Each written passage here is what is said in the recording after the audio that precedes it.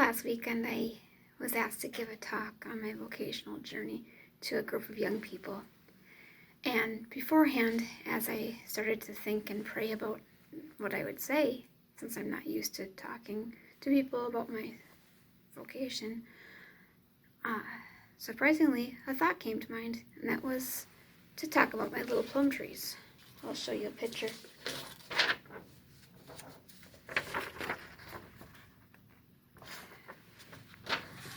So, as I thought more about it, I realized that there's actually several comparisons that can be made between my vocational journey and my little trees. A few years back, we were invited out to the niece of one of our sisters who lived out in the country, and she gave us some produce from their land, including some plums. So we took them back, and I pitted them with some other residents and made jam. Rather than throwing out the pits, though, I decided to try and see if I could grow some trees. As I did my research, I found out that actually plums need to go through a cold period before they can germinate.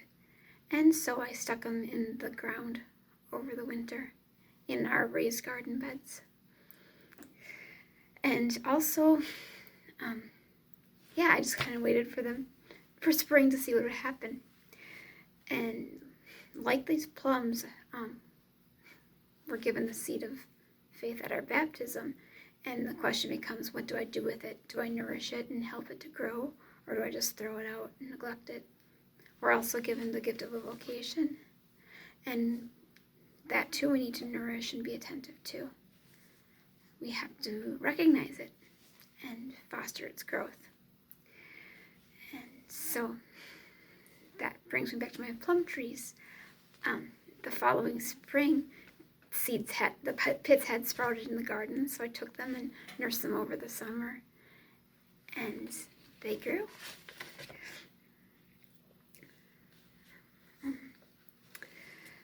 But it was a process. It was a journey. And in the same way, my own vocation was a process and a journey. I wasn't born knowing I would be a Franciscan sister in North Dakota. In fact, I used to make a little bit of fun of North Dakota, where my mom's family was from.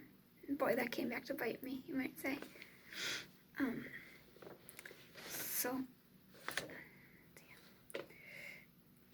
And in my time of searching and discerning, I had to go through a winter, as you might say, a time of struggles. There's struggles all throughout our life, but it wasn't just overnight, and it wasn't easy between the time I realized that I was being called to be a sister to the time that I actually entered. It was a process. So it actually was 4 years between when becoming a sister first came to me in our parish adoration chapel until I finally entered the community of Franciscan sisters. Okay, back to my plum trees. They were kept in pots in our atrium or sunroom over the summer, and by fall it was time to put them in the ground.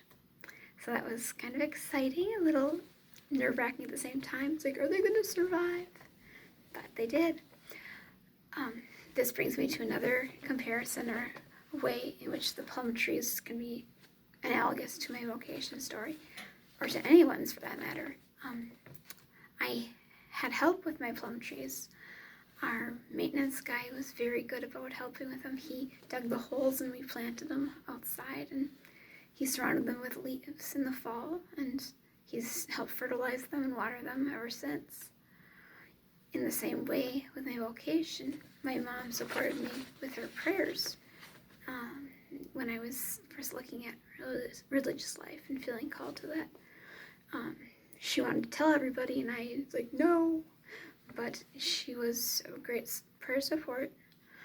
Also, I had support from my pastor in that I met with him a couple times to ask him questions and talk about my discernment process and what I should do, where I should go. So we all need help in our lives. We're not in this alone. Before I go any further, I really want to stress that a person's relationship with our Lord is key to any vocational discernment. We're not going to know or even care about what he wants us to do if we're not fostering that relationship through prayer. So when I was exploring my vocation, I had the thought in the back of my mind, okay, this is what God wants me to do, so I'll do it. My parents, especially my dad, had really instilled in me a sense of doing the right thing. Going to Sunday Mass was not optional. It was what you did because that was the right thing to do, what we were called to do.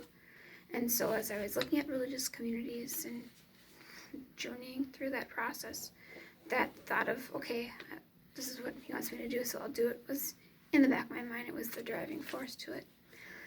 As I entered religious life and became a postulant and started learning about the life, my motivation changed from duty to desire.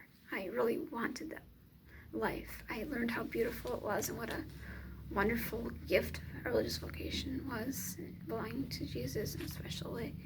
And so I wanted it. So things changed as far as my motivation went. Also, I feel called, but also I really desire this life. But that was a process as well. So, to backtrack a little bit, a kind of funny story relates to when I was visiting with my pastor. Is I had biked up to the church to meet with him, and then when we were finished, he's like, "Okay, I'll walk you out where you parked." And I said, "In between the two sets of doors." Just kind of having a little fun with him, because that's where I put my bike. He didn't realize I had biked. I have a vision impairment, so I'm not able to drive a car, so that's definitely made life more of an adventure sometimes, or oftentimes. Try coordinating transportation when you can't drive. It's more interesting, to say the least. Anyhow, the challenge of my vision impairment, along with other challenges, you might say is almost like a form of pruning. This past March, a friend and I pruned my little plum trees because they need that. The pruning helps them so they devote their energy into growing up and out rather than getting bushy and having branches going every which way. So we pruned away competitor branches and branches that were just going in the wrong directions. So, and this is again a symbol in our own lives, how we go through pruning that helps us to become better and to grow in our way of holiness. So another comparison I'd like to make is with my plums. They went from being pits of the former plums to being in the garden over the winter, to being in pots, to being finally put in the ground. And it's like our lives too, and mine I guess, is that we are put in different places at different times, and it serves a purpose. Ecclesiastes 3 says there's a purpose to everything under heaven, and it's really true. We have to be in a certain place at a certain time. It wouldn't be the right place for us. Those plums couldn't be put in the ground right away as little seedlings before they were grown very much, or they would have died over the winter if they weren't allowed to mature a little bit more. And so the same is with us. Also, I found in my own journey that you learn from where you are put. A couple short-term examples come to mind. I did visit a community out in Connecticut, and they had silence like all day long, every day.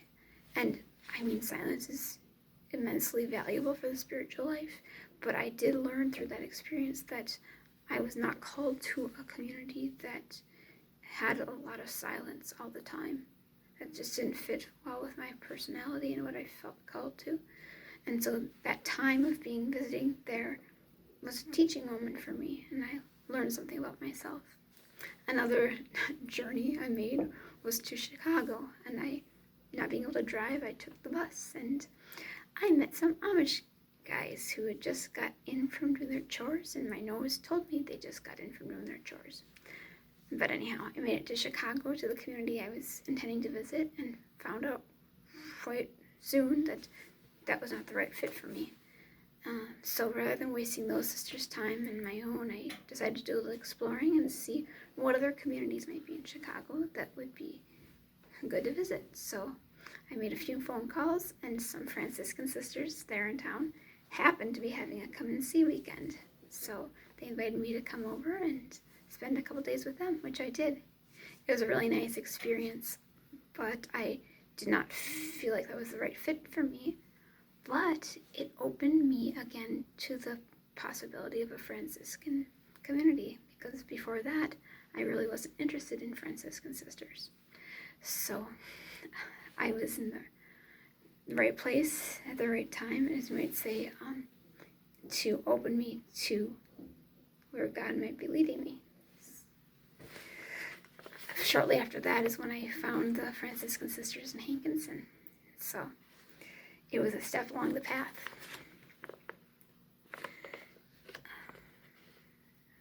So turn over my page. I am using notes, sorry.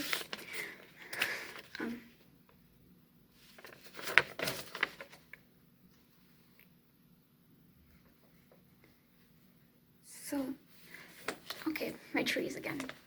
Their growth and their development did not end the day that we stuck them in the ground a couple years ago and tucked them in. They still are continuing to grow, and they look a little bit bare now in mid-April, but if you look close, you can see a little green on some of the branches that they're going to bud. And so too, when I made final vows, that was not the end of my story either. It was actually a beginning of a life lived consecrated to God. And when I made my vows, it was giving myself to Jesus in a special way, and it was to just say, I am yours, and that was part of what I learned about information, about the spousal dimension of our vocation of belonging to Him, and that was what really drew me to the vocation, along with the fact that I felt called to it. So when we make our vows, it's as if to say, I give myself to you, and we commit ourselves, we vow to follow to poverty, chastity, and obedience, in imitation of our spouse, the poor, chaste, and obedient one, par excellence. And it's a lifelong journey. And so, as my trees are on a journey of development, and they're not there yet, so I pray that I can continue to grow and bear fruit for God's kingdom for the rest of my life as well. But I need Him to make that happen. Like it said, the farmer plants the seed, but God gives the growth. So we can't grow or mature or become holy on our own either. Thank you for listening. I hope you enjoyed thoughts about my plum trees. Have a wonderful day.